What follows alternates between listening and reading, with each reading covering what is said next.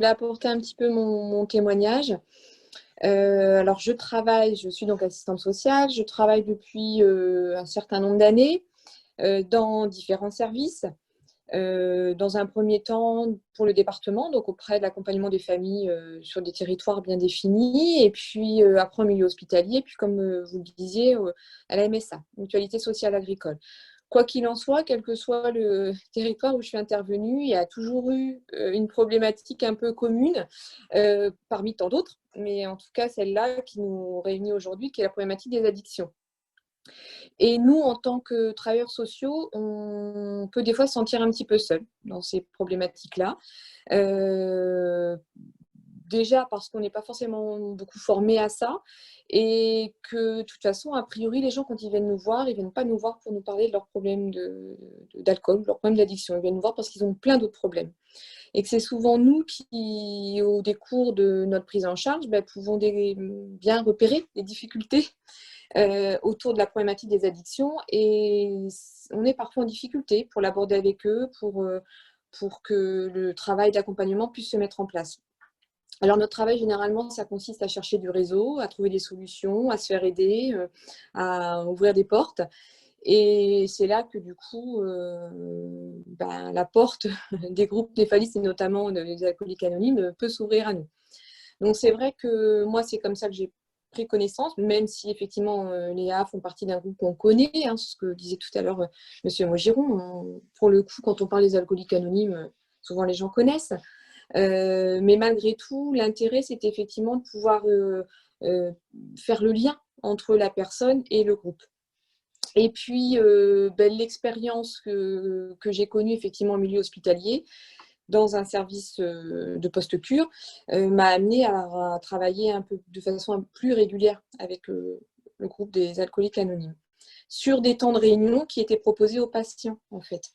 L'idée, c'était à ce moment-là de permettre aux personnes qui étaient sur une période d'hospitalisation de rencontrer, de faire connaissance avec le groupe des alcooliques anonymes. L'idée vraiment première, c'est ça, c'est rencontrer, vous verrez. Parce que souvent, en dehors du soin, on en parle, on propose, les personnes nous disent oui, puis finalement, la démarche peut être un peu compliquée. Là, au moins, ils avaient cette opportunité de rencontrer, d'écouter et de voir. Et souvent, ce qui ressortait, c'est que finalement, la parole pouvait se libérer sur ces temps de rencontre. Les patients nous renvoyaient le fait que ils avaient en face d'eux des gens qui savaient de quoi ils parlaient, qui savaient des personnes avec qui ils pouvaient s'identifier, qui avaient eu la même histoire, le même vécu. Ça faisait écho en fait pour eux. Et je dirais que ça simplifiait la démarche de la rencontre. D'autant plus, comme disait Monsieur Maugiron, à un moment donné, c'est que c'est surtout le après qui est compliqué, après la prise en charge, après le soin. Quand il y a une hospitalisation, on est un peu dans un cocon, on est pris en charge, c'est plutôt rassurant, on est dans un endroit où on est plutôt sécure. Et quand on propose à ce moment-là, quand la sortie commence à s'imposer à eux, aux personnes, ça devient compliqué, angoissant. Et du coup, la rencontre avec les alcooliques anonymes, c'est faire connaissance avec eux, mais c'est peut-être aussi anticiper une sortie, anticiper un après, un repère, une poursuite de soins qui peut se faire avec des échéances, des lieux de rencontre, des échéances qui peuvent du coup faciliter, être plutôt facilitateurs dans le soin et dans le après.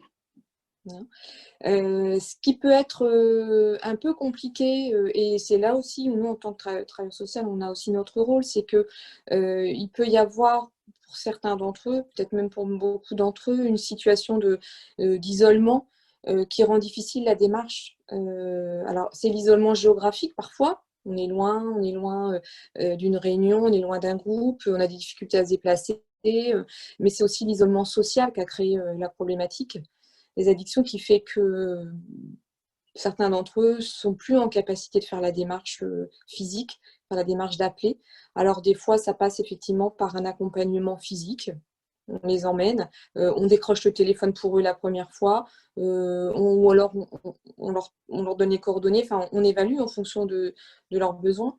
Mais c'est vrai que ça, je pense, une place importante qu'on peut avoir, nous, un peu de fil conducteur entre la personne et les groupes, et les A notamment.